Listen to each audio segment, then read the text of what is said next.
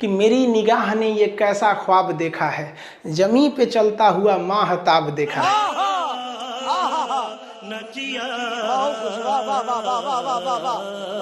आप ही बताइए ना, कहीं गड्ढा खोद दीजिएगा तो उसमें रोशनी थोड़ी ना जाएगा ज्यादा, गड्ढा में ज्यादा रोशनी नहीं जाता है, थोड़ा ही रोशनी जा पाता है। तो चंद्रमा की सतह जो है ना पूरी तरह से गड्ढा है, इसीलिए हमारा जो चंद्रयान गया था या फिर ज्यादातर जो भी चंद्रमा पे उतारे जाते हैं यान, उस सूर्य ज्यादातर गड्ढे में गिर जाते हैं सब और वो अपने संपर्क को खो देते हैं सब।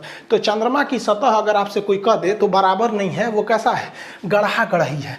और इन गड्ढों में चंद्रमा पे सूर्य का प्रकाश नहीं जा पाता है, जिस वजह से ये गड्ढे जो होते हैं वो धुंधला दिखता है। तो चांद जो है ना वो धुंधला दिखता है। तो लोग कहते हैं चांद में दाग है, कोई अलग अलग कहानियां सुनाता है, अलग अलग राज्यों में अलग अलग कहानियां प्रचलित है कि चांद पर दाग आया क्यों था।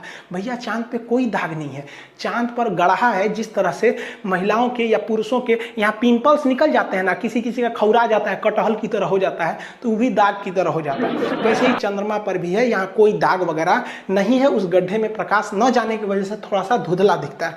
इंग्लिश में इसे क्या कहते हैं, मून कहते हैं, और हिंदी में चंद्रमा। उर्दू में क्या कहते हैं, इसे महताब कहा जाता है। कहते हैं ना कि मेरी निगाह ने ये कैसा ख्वाब देखा है, जमी पे चलता हुआ माहताब देखा है। समझ में आ गया कि नहीं। और यूट्यूब है, इस पर थोड़ा सा शायरी कम होना चाहिए, हमको लगा एप्लीकेशन है। चंद्रमा का बहुत महत्व है। सोच रहा बचपन में मम्मी क्या कहती है कि चंदा मामा, बचपन में क्या कहती है, चंदा मामा। और वही लड़कवा जब बड़ा हो जाता है ना तो मम्मी कहती है चांद सी दुल्हन लाएंगे। अरे ससुरा तूने, इसका मतलब तू मामा को दुल्हन बना रही है। अरे अरे भाई, तो ये कहने के लिए चंदा मामा दूर के पुआ पकाए खीर के। अभी तो हाल ही में करवा चौथ बीता है। करवा चौथ में पत्नी अपने पति को चलनी में देखती है, फिर चांद को देखती है, और गर्लफ्रेंड अपने बॉयफ्रेंड को चायछन्नी में देखती है, क्योंकि उसका पावर कम है तो फिर सामान भी छोटा होना चाहिए। आप देखिएगा एगो लड़का लड़की शादी करके भाग जाएगा सब, अब उसके बाद से लड़कियां पकड़ाएगी ना तो कोर्ट में आके क्या कर देगी, हमको बहला फुसला के लेके भाग गया। अब आप बताइए किसी लड़की को कोई बहला फुसला के भागेगा कि चलो चलो चलो भाग जाते हैं शादी कर लेते हैं, नहीं ना लेके भाग सकते हैं।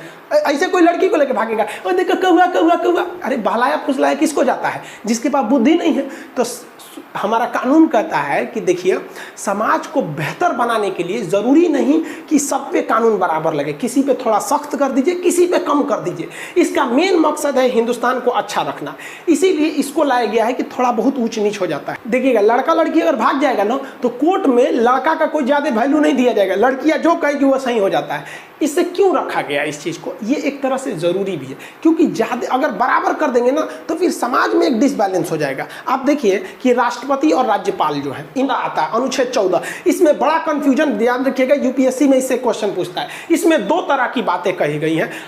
एक कहा गया है कि कानून के समक्ष समानता, यानी कानून के आगे सब बराबर है। इसीलिए कानून पे देखेंगे ना एक पट्टी लगा रहता है, औरत पे तलवार ली रहती है, तराजू, कहती है कि हमारे आंख पे पट्टी है। अब तुम आगे राष्ट्रपति हो कि चपरासी हो, ऊंचे जाति के हो, दलित हो, मुस्लिम हो, जैन हो, कोई मतलब नहीं, गलती किया छपाक दे काट देंगे। यानी कानून के समक्ष समानता, इक्वेलिटी बिफोर लॉ।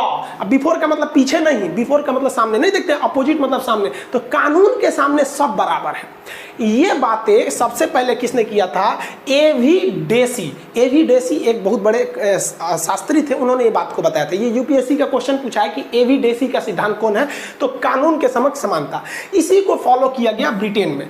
ब्रिटेन में कानून सबके लिए बराबर है, वहां की रानी के लिए भी, प्रधानमंत्री के लिए, सबके लिए भी। लेकिन अमेरिका के लोगों ने कहा कि ये गलत है, कानून सबके लिए बराबर नहीं होना चाहिए। जैसे मान के चलिए कि कोई 5 साल का लड़का है, वो क्लास 5, मान लीजिए कोई क्लास 5 साल का लड़का है, और कोई लड़का 20 साल का है, तो क्या एक ही कानून दोनों पे लागू कर देंगे। देखिए तो 5 साल के लड़के का टिकट ट्रेन में आधा लगता है और 20 साल के लड़के का टिकट पूरा लगता है। अब अगर कोई सुप्रीम कोर्ट में केस ठोक दे इस आधार पर कि सुप्रीम कोर्ट आप बहुत बड़े कानून के रक्षक बनते हैं, ये बताइए हम 20 साल के हैं तब वो भारत के नागरिक हो, बचो है तब वो भारत का, ओकरा आधा का है लग रहा है, हमरा का है पूरा लग रहा है। समझ में आया कि नहीं आएगा। तो यही कहता है कि देखिए अमेरिका के संविधान में क्या कहा है, कानून का समान संरक्षण। यानी अगर आप बड़े हैं या छोटे हैं, अगर कोई गलती कर दिए हैं तो सजा आप दोनों को बराबर मिलेगी, लेकिन कुछ हद तक आपको अलग देखा जाएगा क्लासिफिकेशन के नाम पर। जैसे भारत में महिलाओं को फांसी नहीं लगी अभी तक, कुछ डिफ्रेंसिएशन करना ठीक है। ये क्यों ठीक है? क्योंकि समाज को एक बेहतरीन बना के रखने के लिए। आप देखिएगा, एगो लड़का लड़की शादी करके भाग जाएगा सब, अब उसके बाद से लड़कियां पकड़ाएगी ना तो कोर्ट में आके क्या कर देगी, हमको बहला फुसला के लेके भाग गया। अब आप बताइए, किसी लड़की को कोई बहला फुसला के भागेगा कि चलो चलो चलो भाग जाते हैं शादी कर लेते हैं? नहीं ना लेके भाग सकते हैं। ऐसे कोई लड़की को लेके भागेगा, और देखो कौआ कौआ कौआ, अरे बहलाया फुसलाया किसको जाता है? जिसके पास बुद्धि नहीं है। तो हमारा कानून कहता है कि देखिए, समाज को बेहतर बनाने के लिए जरूरी नहीं कि सब पे कानून बराबर लगे, किसी पे थोड़ा सख्त कर दीजिए, किसी पे कम कर दीजिए। इसका मेन मकसद है हिंदुस्तान को अच्छा रखना, इसीलिए इसको लाया गया है कि थोड़ा बहुत ऊंच नीच हो जाता है। देखिएगा, लड़का लड़की अगर भाग जाएगा ना तो कोर्ट में लड़का का कोई ज्यादा वैल्यू नहीं दिया जाएगा, लड़कियां जो कहेगी वो सही हो जाता है। इससे क्यों रखा गया? इसकी दो सूचना सुनिए। देखिए, ज्योग्राफी का एडमिशन क्लोज कर दिया गया था, लेकिन बहुत सारे लड़के छूट गए थे और क्लास लेते समय एप्लीकेशन पे सब यही कहता है, सब सर एडमिशन थोड़ा ओपन कर लीजिए। तो ये जो दीपावली आ रही है, तो इसके अवसर पर हम ये ज्योग्राफी का एडमिशन ओपन कर रहे हैं। आप उसमें जाके मिनिमम फी में geography, topography, astronomy, geology total चीज कर सकते हैं, पूरा पोर्शन। उसमें से आप एकदम ग्रुप डी से लेके यूपीएससी तक का कंप्लीट आप देख लेंगे। आप ऐसे भी टॉपिक देख के तो समझते ही कितना है, तो आप उसमें जाके ले सकते हैं। अभी भी उसका एडमिशन फी कितना 200 रखा गया है। पहला सूचना ये, जल्दी लीजिएगा, ये कभी भी बंद हो सकता है, क्योंकि सर्वर पे ज़्यादा भीड़ नहीं करना है, वरना धीमा चलने लगता है सर्वर। दूसरी बात कि जो लोग कॉल कर करके ऑफिस टीम को परेशान कर दिए कि खान सर से कहिए हमारा थोड़ा सा स्पॉन्सर कर दे, भाई हमने किसी का स्पॉन्सर नहीं करते, हम खुद के बारे में कभी बोलबे नहीं करते, तो आपका कहाँ से बोलेंगे। दूसरा, ये लोग परेशान करते हैं लोग कि सर आप हमारे पास इतने पैसे ले लीजिए, हमारे यहाँ आके पढ़ाइए। भाई हम कहीं नहीं जा सकते हैं, तो इसलिए आप प्लीज़ परेशान मत किया कीजिए। इतना परेशान कर देते हैं लोग कि ऑफिस के नंबर को ऑफ करना पड़ता है और फिर स्टूडेंट्स को प्रॉब्लम हो। हम यहाँ प्रचार नहीं कर सकते किसी का, और दूसरा हम कहीं नहीं जा सकते, हमें कोई ले नहीं जा सकता। आप कीमत की बात छोड़िए, हिंदुस्तानी है, हमें प्यार से बुलाया जाता है, खरीद तो कोई नहीं सकता है हमें। जिसके रीजन भी है, अगर हमको कोई करोड़ में खरीदेगा तो कल को वो हमारी फीस 200 रुपये तो रखने नहीं देगा, फिर गरीब लड़के मारे जाएंगे। इसलिए आप इसको समझेंगे, एडमिशन जल्दी से लेना होगा जिनको लेंगे, वरना ये फिर बंद हो जाएगा। मिलेंगे नेक्स्ट क्लास में। जय हिंद।